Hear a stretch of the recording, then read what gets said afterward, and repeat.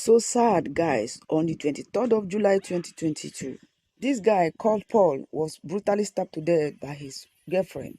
Just 2 days, he shared experience of how they tried to rescue the Cairo-based man whom the wife burned to fire in the apartment, where he described how they tried to break the door and brought him out, though he died.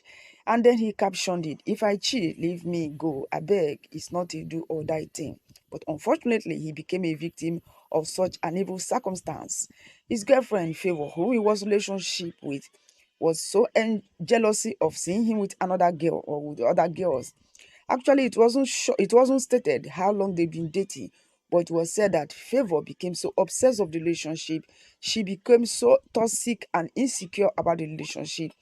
And she was, Jigga has also called, met her, you know, as a single mother because she has a son in her previous relationship, and he became a fatherly figure to the son, took care of the child as if it was, and people has praised him for that.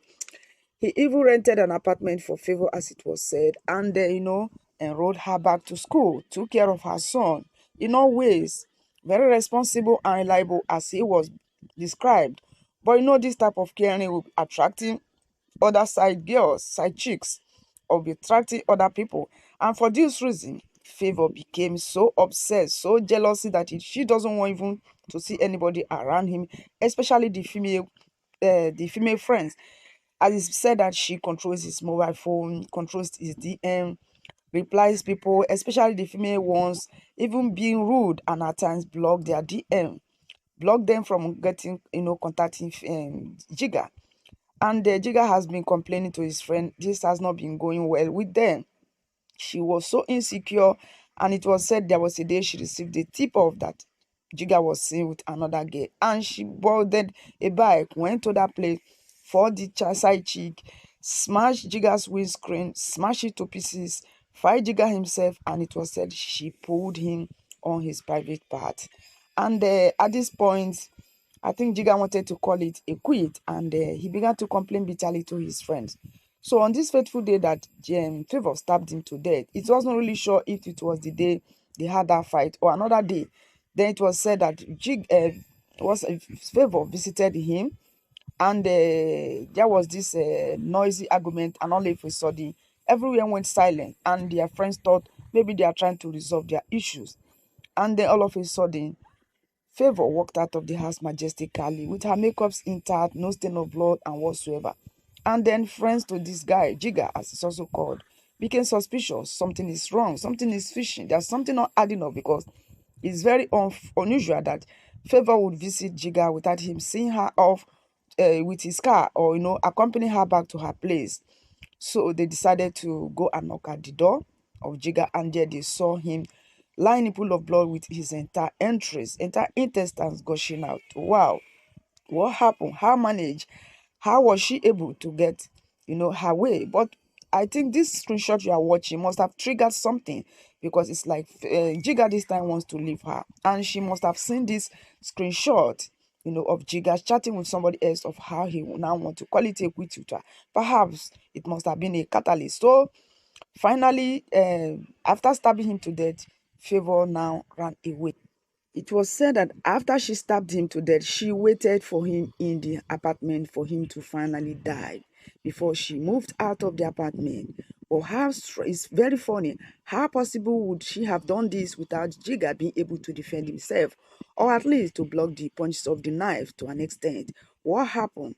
Was he drugged, or was she pretending to beg him and eventually began to stab him? Now, it's very funny because Paul in question, yeah, used to be a neighbor to the same man that was burnt to death by his wife. The business Egypt-based man named T. Bamidele, and the wife name is simply called Ife. Over the issue of cheating, this same lady, set her husband on fire while he was sleeping at night over the issue of having a child outside their marriage. So all is the same question. And now, Jigga, despite being a neighbor to this same man, is now a victim of such circumstance. So, guys, do not underrate the power of anybody.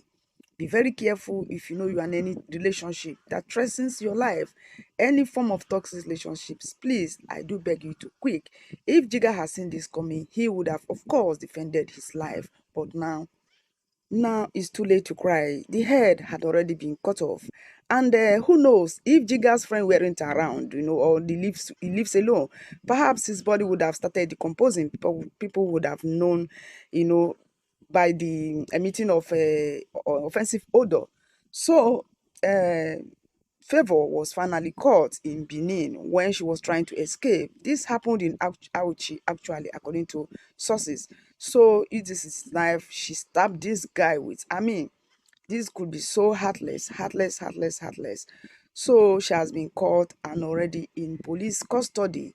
And we hope that she will face the full length of the law and but it doesn't change anything. Who is dead is dead. We should just be careful. Do not underrate the power of anybody. And I think sometimes this also could be spiritual. So we should always take care of our lives.